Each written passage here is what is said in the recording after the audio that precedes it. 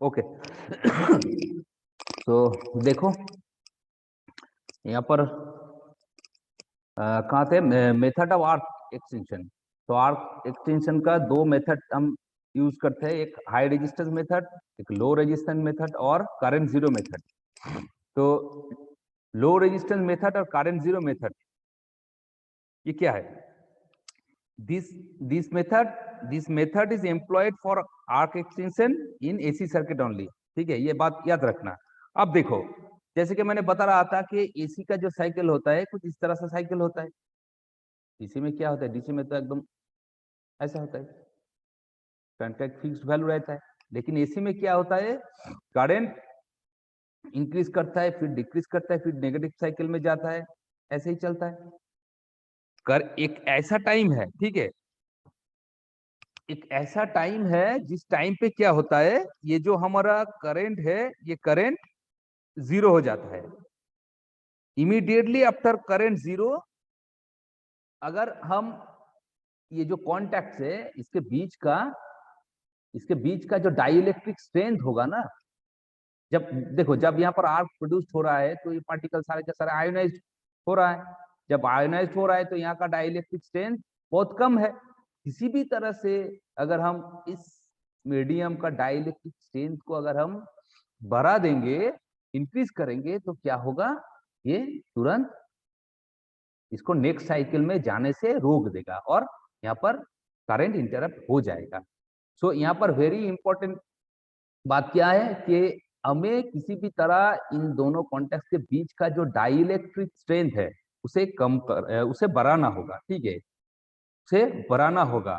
ठीक है, rapid increase of dielectric strength of the medium near current zero. ठीक है, जब करंट जीरो होगा उस वक्त, क्योंकि देखो कुछ कुछ ब्रीफ टाइम के लिए क्या होता है यहाँ पर, at every current zero the arc extinguishes for a brief moment।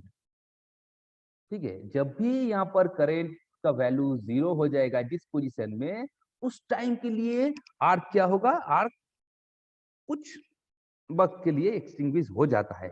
उस वक्त अगर हम इस मीडियम का मतलब इस कॉन्टेक्ट के बीच का जो मीडियम है इसका डाइइलेक्ट्रिक जो स्ट्रेंथ है उसको हम इंक्रीज कर देंगे, तो ये नेक्स्ट साइकिल में जाने से पहले ही हम आर्क को रोक पाएंगे। ठीक है, तो ये बात याद रखना है।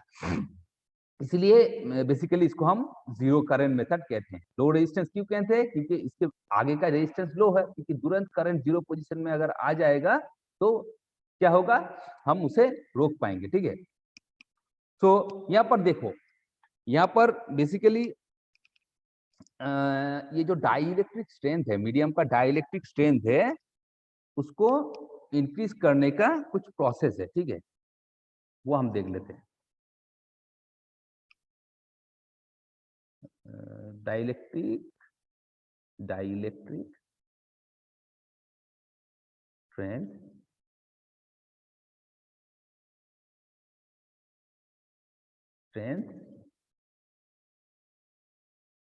of the medium near current zero can be achieved। ठीक है, near current zero can be achieved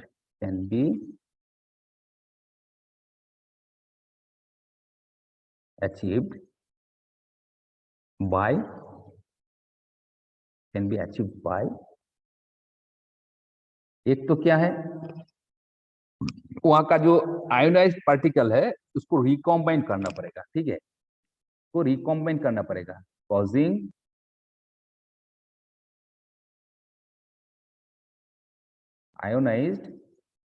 the ionized particle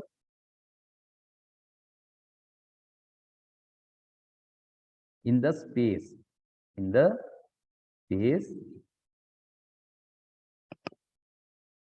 between contacts to recombine into neutral molecule,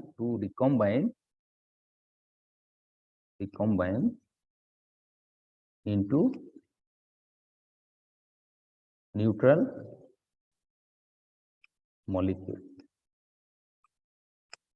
neutral molecule, ठीक है, न्यूट्रल मॉलिक्यूल। मतलब कि ये जो कॉन्टेक्ट है, कॉन्टेक्ट के बीच का जो पार्टिकल है वो तो आयोनाइज्ड हो गया है। इस आयोनाइज्ड पार्टिकल को अगर यहाँ पर रिकॉम्बाइन कर देंगे, ठीक है, कंबाइन करके इसे न्यूट्रल मॉलिक्यूल में अगर कन्वर्ट कर देंगे तो क्या होगा, ये डीआयोनाइज्ड हो जाएगा एंड इसका जो इसके बीच का जो डाइलेक्ट्रिक स्ट्रेंथ है वो इंक्रीज कर जाएगा, ठीक है।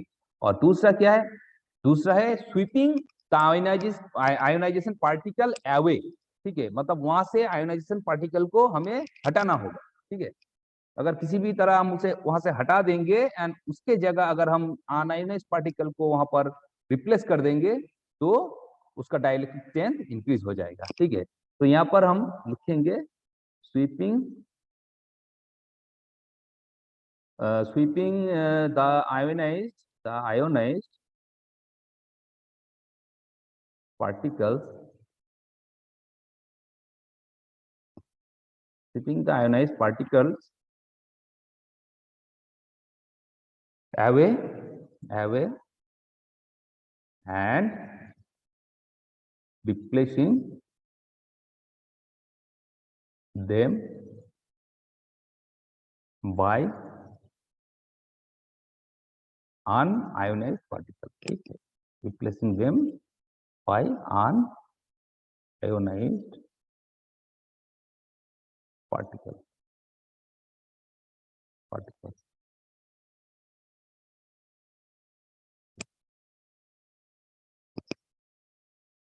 तो ये दो प्रोसेस से हम इसका डाइलेक्ट्रिक स्ट्रेंथ को इंक्रीज कर पाएंगे, ठीक है। And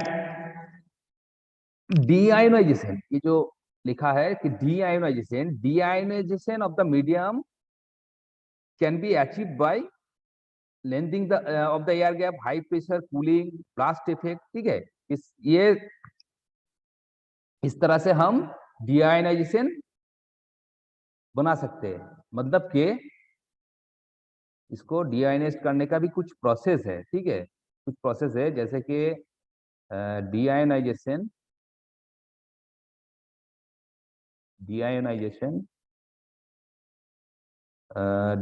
of the medium can be achieved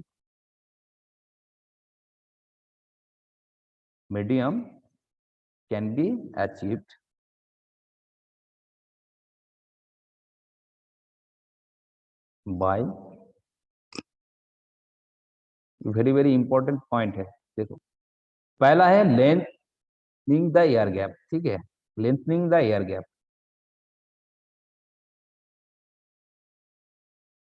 lengthening of the gap, ये पहला पॉइंट है, लेंथनिंग द गैप, ठीक है। ये एक्चुअली है क्या, कॉन्टैक्ट के बीच का जो गैप है, ठीक है, द गैप बिटवीन कॉन्टैक्ट, वो क्या है,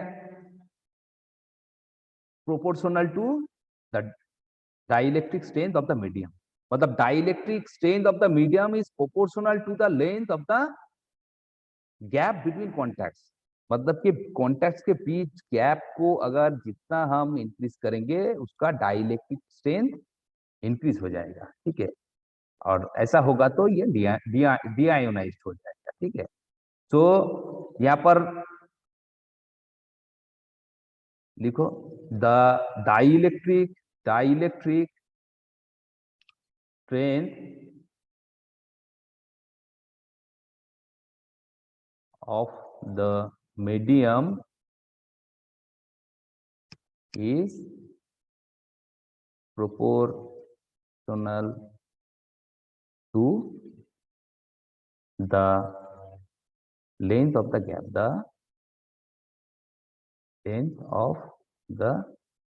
gap, between contact. Therefore, by opening the contacts rapidly, higher dielectric strength of the medium can be achieved, ठीक है। Therefore, therefore by opening therefore by opening the contacts, opening the contacts, opening the contacts rapidly, higher dielectric strength of the medium can be achieved. ठीक है, higher dielectric strength of the medium can be achieved,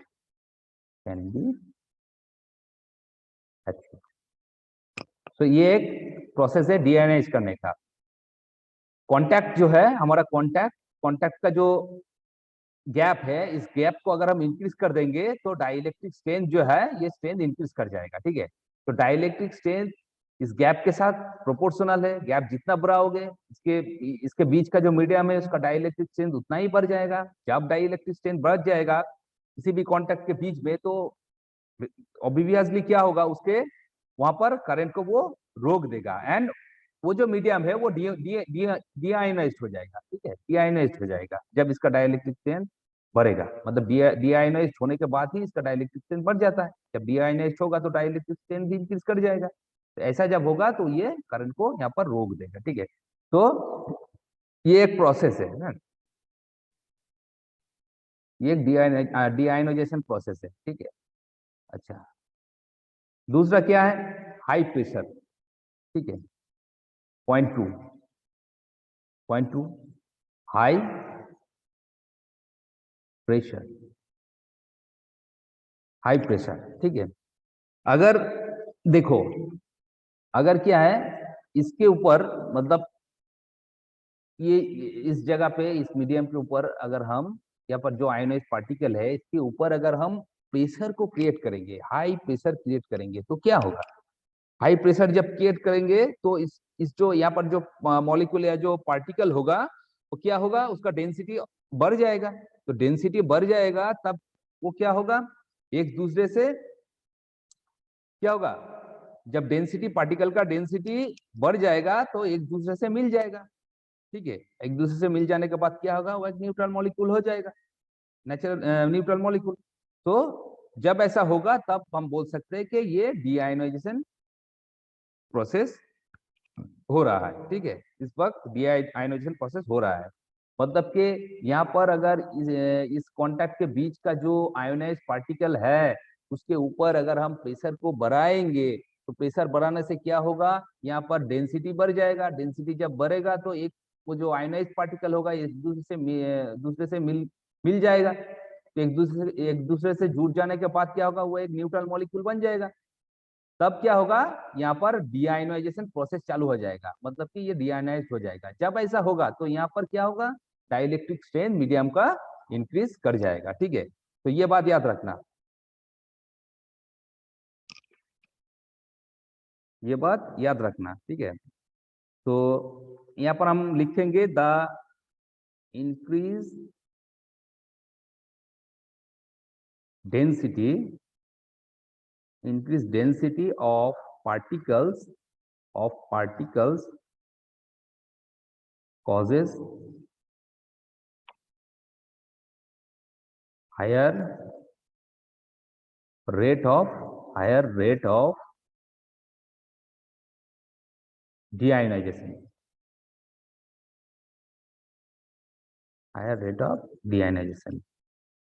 and consequently the dielectric strength of the medium between contacts is increased. The dielectric strength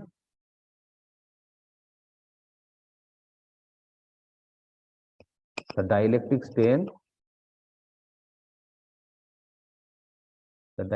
strength of the medium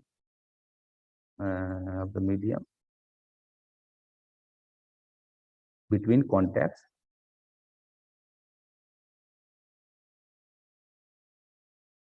is increased. ठीक है, जब ऐसा होगा तो contact के बीच का जो medium है उसका डाइलेक्ट्रिक स्ट्रेंथ इंक्रीज कर जाएगा। ठीक है, ये दूसरा। अब थर्ड पॉइंट क्या है, देखो थर्ड पॉइंट को।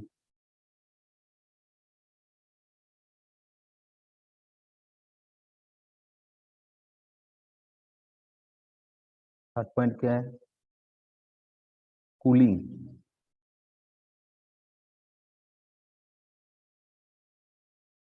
थर्ड पॉइंट क्या है, कूलिंग। ठीक है, कूलिंग।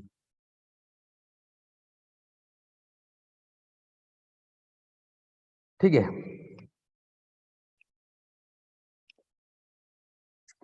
तो देखो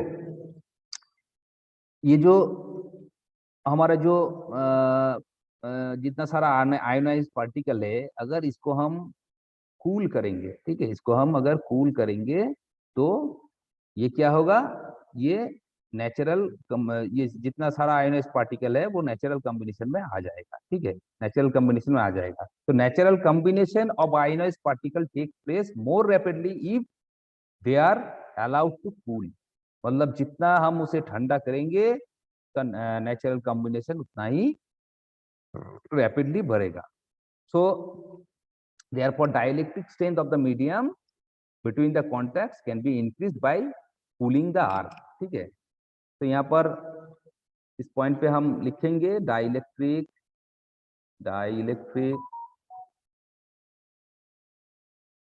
strength dielectric strength of the medium between the contacts increased by cooling, increased by cooling। ठीक है, increased by cooling the arc। ठीक है, अच्छा, एंड नंबर फोर्थ क्या है, ब्लास्ट इफेक्ट। ठीक है, ब्लास्ट इफेक्ट तो हम क्या कहते हैं, blast effect.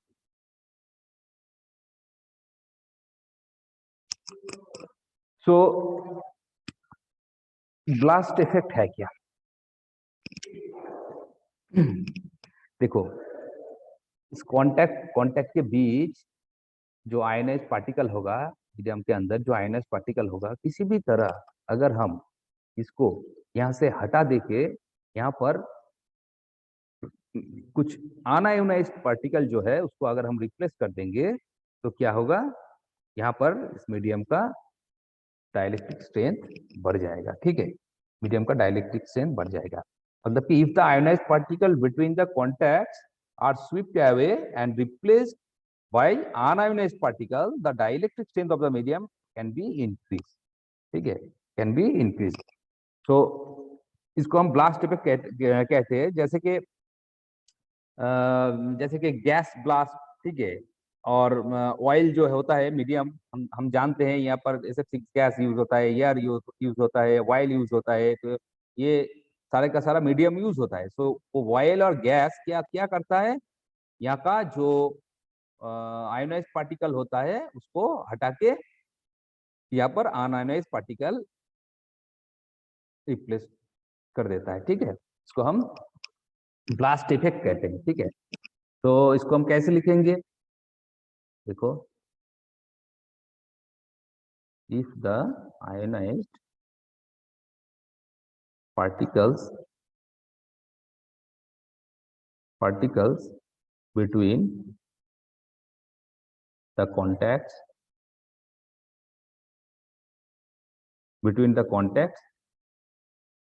are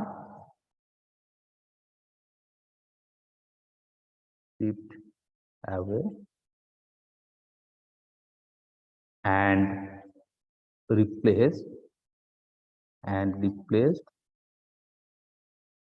by unionized particles, by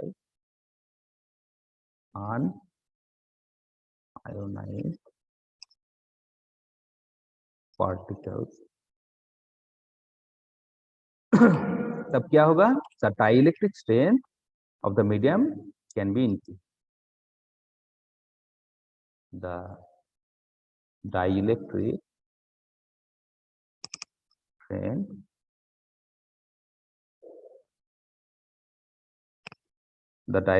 strength of the medium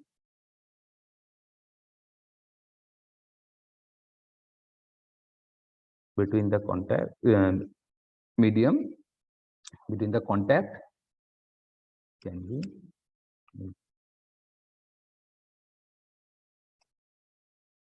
ठीक है. And this may be achieved by gas blast or forcing oil into the contact space. ठीक है, forcing the oil into the contact space. contact space में oil, अगर हम oil को फोर्सली यहाँ पर अप्लाई करेंगे तो वो आयोनाइज जो पार्टिकल होगा वो यहाँ से हट जाएगा एंड अनआयोनाइज पार्टिकल यहाँ पर आ जाएगा, तब यहाँ का डाइलेक्ट्रिक स्ट्रेंथ इंक्रीज हो जाएगा. तो ये बेसिकली हमारा क्या है? लो रेजिस्टेंस और करंट जीरो मेथड. तो बेसिकली करंट जीरो मेथड क्या है? जब ये एक एसी है, ठीक है, तो एसी में क्या होता है? एक पॉइंट होता है, पॉइंट पे करंट कुछ समय के लिए जीरो होता है, ठीक है, एक पॉइंट पे करंट का वैल्यू जीरो होता है एक ब्रीफ मोमेंट के लिए, ठीक है, ब्रीफ मोमेंट. तो उस टाइम पे करंट अगर जीरो हो जाएगा तो कॉन्टैक्ट के बीच का जो अर्थ है ये भी बुझ जाएगा. तो उस टाइम पे एकदम एग्जैक्टली उस टाइम पे अगर यहाँ का जो इस मीडियम का अगर हम डाइलेक्ट्रिक स्ट्रेंथ को अगर हम इंक्रीज कर देंगे तो फिर यहाँ पर नेक्स्ट साइकिल के लिए और करंट पास नहीं करेगा, मतलब यहाँ पर आर्क बुझ जाएगा. ठीक है, तो बेसिकली यही प्रोसेस है. डाइलेक्ट्रिक स्ट्रेंथ को एनी हाउ हमको बढ़ाना होगा उस पॉइंट पे जब करंट का वैल्यू जीरो होगा. तो ये बात याद रखना. अब यहाँ पर कुछ टर्म्स सर्किट ब्रेकर में सुनने को तुमको मिलेगा, जैसे कि कुछ इंपॉर्टेंट टर्म्स है, जैसे कि arc voltage. Arc voltage, arc voltage, ठीक है, याद रखना इंपॉर्टेंट टर्म. पहला है आर्क वोल्टेज. तो हमने सुना होगा आर्क वोल्टेज, स्टैकिंग वोल्टेज, इक्वबॉडी वोल्टेज, ये सब वोल्टेज के बारे में. तो बेसिकली आर्क वोल्टेज क्या है? देखो, जब भी एक सर्किट ब्रेकर का कांटेक्ट, मतलब कि यहाँ पर अगर फॉल्ट आ जाएगा, सर्किट ब्रेकर का कांटेक्ट क्या होगा? ओपन होगा. सर्किट ब्रेकर का कांटेक्ट जब ओपन होगा, यहाँ का पार्टिकल जो है करंट डेंसिटी बढ़ेगा, यहाँ का जो पार्टिकल है वो आयोनाइज्ड हो जाएगा और यहाँ पर एक कंडक्टिंग पाथ भी आ जाएगा. यहाँ पर एक कंडक्टिंग पाथ आ जाएगा. तो तब क्या होगा? जब यहाँ पर कंडक्टिंग पाथ आ जाएगा तो यहाँ पर एक आर्क स्ट्राइक करेगा, आर्क प्रोड्यूस हो जाएगा. उस वक्त ये दोनों पॉइंट के बीच, ठीक है, जो वोल्टेज होगा उसको हम, दोनों इलेक्ट्रोड के बीच का जो वोल्टेज होगा उसको हम क्या कहेंगे? आर्क वोल्टेज कहेंगे. ठीक है, तो हम आर्क वोल्टेज कहेंगे. तो आर्क वोल्टेज का डेफिनेशन क्या है? It is the voltage.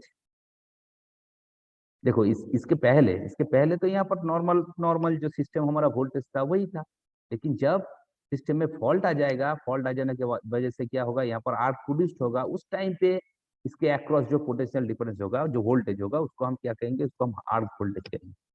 सो इसका डेफिनेशन क्या होगा? It is the voltage, is the voltage that appears across the contact of the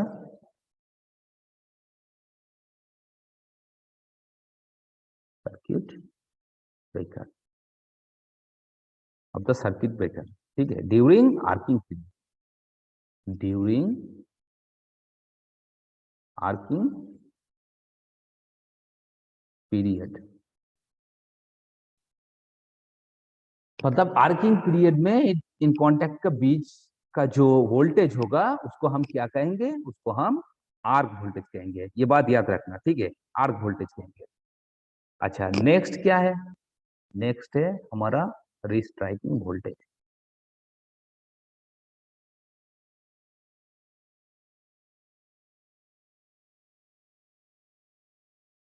restriking voltage, restriking voltage कब प्रोड्यूस्ड होता है, जैसे कि मैंने वो साइकिल देखा, जब करंट का वैल्यू यहाँ पर कुछ समय के लिए 0 होगा, उस टाइम पे जो वोल्टेज यहाँ पर होगा, जो सिस्टम वोल्टेज होगा फॉल्ट के टाइम पे, फॉल्ट के टाइम पे जो हमारा करंट साइकिल होगा, करंट साइकिल के जिस पोजीशन में करंट का वैल्यू 0 होगा, उस टाइम पे जो वोल्टेज प्रोड्यूस्ड होगा, ठीक है, उसको हम क्या कहते हैं, उसको हम रिस्ट्राइकिंग वोल्टेज कहते हैं। ये एक transient voltage, it is the transient voltage that appears across the contact और at current 0, at near current 0 during arcing period, ठीक है। आर्किंग पीरियड में ही जब एक ऐसा पॉइंट होगा जब करंट का वैल्यू 0 होता है, उस टाइम पे एक ट्रांजिएंट वोल्टेज वहां पर अपीयर होता है, उस ट्रांजिएंट वोल्टेज को हम क्या कहते हैं, उस ट्रांजिएंट वोल्टेज को हम रीस्ट्राइकिंग वोल्टेज कहते हैं, ठीक है। तो उसको हम क्या कहते हैं, उसको हम रीस्ट्राइकिंग वोल्टेज कहते हैं। तो रीस्ट्राइकिंग वोल्टेज क्या है, रीस्ट्राइकिंग वोल्टेज का डेफिनेशन है, it is the transient voltage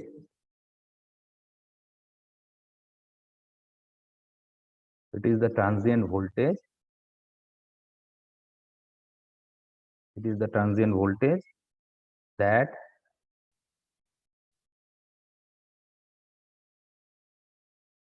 appears across the contact at or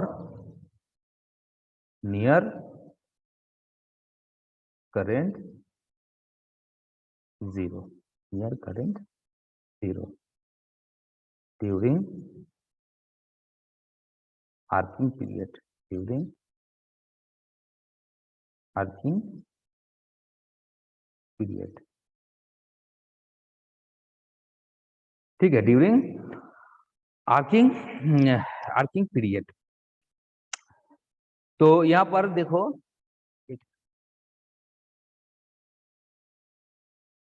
picture को हम देख लेते हैं।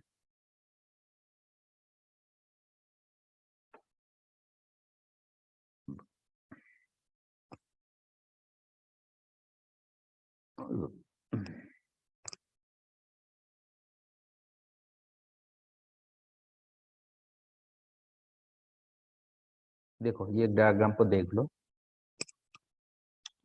Is it visible? Yes sir. इसे देखो, तो यहाँ पर क्या है, देखो ये हमारा सिस्टम वोल्टेज है, ये हमारा फॉल्ट करंट है। यहाँ पर क्या होता है, यहाँ पर लार्जली ये जो होता है, यहाँ पर लार्जली रिएक्टिव होता है, लार्जली रिएक्टिव होने के वजह से क्या होता है, यहाँ पर जो हमारा वोल्टेज और करंट, ठीक है, वो 90 डिग्री एंगल में लैग करता है। तो यहाँ पर ये देखो, ये एक सिस्टम वोल्टेज है, ये फॉल्ट करंट है, ठीक है, यहाँ तक तो ठीक है। सिस्टम वोल्टेज देखो कुछ इस पाथ को फॉलो कर रहा है, लेकिन फॉल्ट करंट का पोजीशन जब 0 है, मतलब करंट 0 इंस्टेंट जब है, इस टाइम पे क्या है, ये जो हमारा वोल्टेज है, ये सिस्टम वोल्टेज है, इसके बाद जो वोल्टेज होगा ना, ये जो वोल्टेज होगा, इसको हम आर्क वोल्टेज कहेंगे। जैसे कि हमने बताया, आर्किंग पीरियड में कॉन्टेक्ट के बीच बीच में जो वोल्टेज प्रोड्यूस होता है, उसको हम क्या कहते हैं, उसको हम आर्क वोल्टेज कहते हैं, ठीक है। तो ये आर्क वोल्टेज है। लेकिन जब इस पॉइंट पे आएगा, इस पॉइंट पे देखो करंट का वैल्यू 0 हो रहा है, जब ऐसा होगा तो वहां पर एक रिस्ट्राइकिंग वोल्टेज अपीयर होगा, ठीक है, जिसको हम ट्रांजिएंट वोल्टेज कहते हैं। जब ये रिस्ट्राइकिंग वोल्टेज अपीयर होगा, तब हम वो जो प्रोसेस करंट 0 मेथड जो हमने कुछ देर पहले ही बताया, उस मेथड को अप्लाई करके हम क्या करेंगे, इस पोजीशन में मीडियम के कॉन्टेक्ट के बीच का जो मीडियम है उसका डाइलेक्ट्रिक स्ट्रेंथ को तुरंत हम इंक्रीज कर देंगे। ठीक है, तुरंत इंक्रीज करने से क्या होगा, ये वोल्टेज को हम रोक पाएंगे, लेकिन ये वोल्टेज इंस्टेंट नहीं रुकेगा, ये थोड़ा थोड़ा अप एंड डाउन करके थोड़ा डिक्रीज होते होते इस पोजीशन पे आके रोकेगा। तो ये जो वोल्टेज है ये हमारा, इसको क्या कहते हैं, इसको रिस्ट्राइकिंग वोल्टेज कहते हैं। अगर उसी वक्त इसको अगर हम रोक देंगे तो ये नेक्स्ट साइकिल के लिए और नहीं अपियर होगा, और सर्किट ब्रेकर का जो कॉन्टेक्ट है, तो मतलब कि सर्किट ब्रेकर क्या करेगा, उस टाइम पे ही उसको इंटरप्ट कर देगा। ठीक है, मतलब पूरा का पूरा इंटरप्ट कर देगा। तो बेसिकली यही है, ये डायग्राम तुम लोग ड्रॉ कर लो। ठीक है, अच्छा अब नेक्स्ट क्या है, नेक्स्ट हमारा रिकवरी वोल्टेज है। तो रिकवरी वोल्टेज क्या है, रिस्ट्राइकिंग वोल्टेज के बाद नॉर्मल फ्रीक्वेंसी मतलब 50 हर्ट्ज फ्रीक्वेंसी का जो वोल्टेज कॉन्टेक्ट के बीच में अपियर करेगा उसको हम क्या कहेंगे, उसको हम रिकवरी वोल्टेज कहेंगे, मतलब ठीक रिस्ट्राइकिंग वोल्टेज के बाद। ठीक है, ये हमारा सप्लाई वोल्टेज की तरह ही। सो रिकवरी वोल्टेज क्या है, it is the normal frequency RMS voltage that appears across the contacts. ठीक है, across the contacts of the circuit breaker. ठीक है, after final arc extension, पूरा का पूरा आर्क एक्सटेंशन होने के बाद जो नॉर्मल फ्रीक्वेंसी का RMS वोल्टेज यहाँ पर अपियर करेगा उसको हम क्या कहेंगे, तो हम रिकवरी वोल्टेज कहेंगे। ठीक है, सो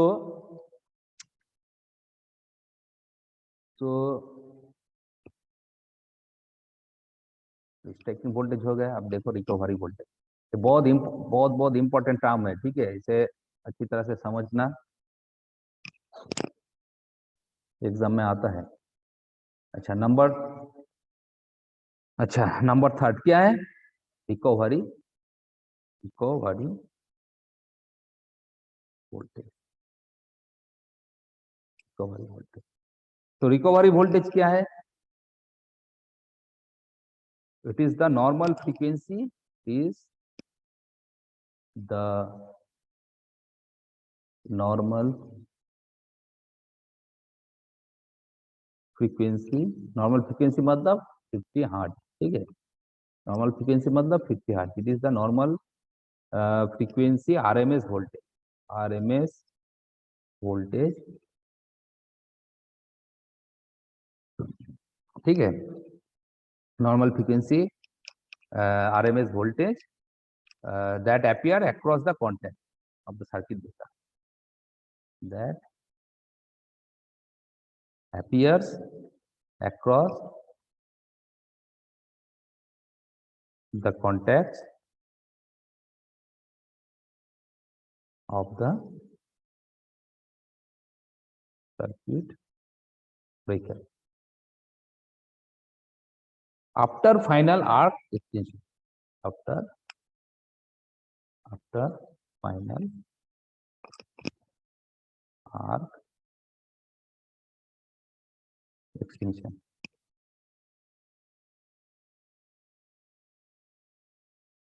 And it is approximately equal to the system voltage. ठीक है, and it is approximately equal to the system voltage. मतलब हमारा सिस्टम का जो वोल्टेज है उसके साथ अप्रोक्सीमेटली इक्वल होता है। ठीक है, ये बेसिकली क्या है, एक नॉर्मल फ्रीक्वेंसी का RMS वोल्टेज है, जो क्या है, जो आफ्टर फाइनल आर्क एक्सचेंज के ठीक बाद ही जो वोल्टेज अपियर होता है उसको हम क्या कहते हैं, रिकवरी वोल्टेज कहते हैं। ठीक है, तो ये तीनों बहुत इंपॉर्टेंट टर्म है। ठीक है, इसे याद रखना। तो ठीक है, आज का टॉपिक यहीं पर खत्म करते हैं, अब फिर से नेक्स्ट क्लास में कंटिन्यू करेंगे। अभिजीत क्लास में है क्या?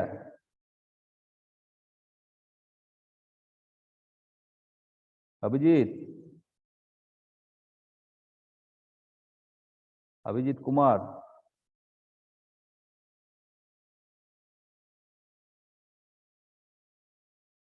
अनम्यूट नहीं हो रहा है, क्यों?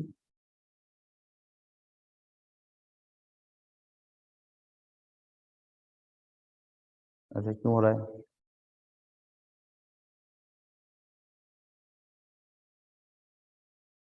कुंदन कुमार क्लास में है? Kundan, yes sir. अभी ये टॉपिक समझ में आया है? हाँ सर। सर। क्लियर है? हाँ सर। तो ठीक है, तो क्लास को यहीं पर एंड करते हैं और नेक्स्ट क्लास में इसके आगे कंटिन्यू करेंगे, ठीक है? अच्छा कुंदन, अटेंडेंस भेज देना। Yes sir. ओके, ठीक है, थैंक यू।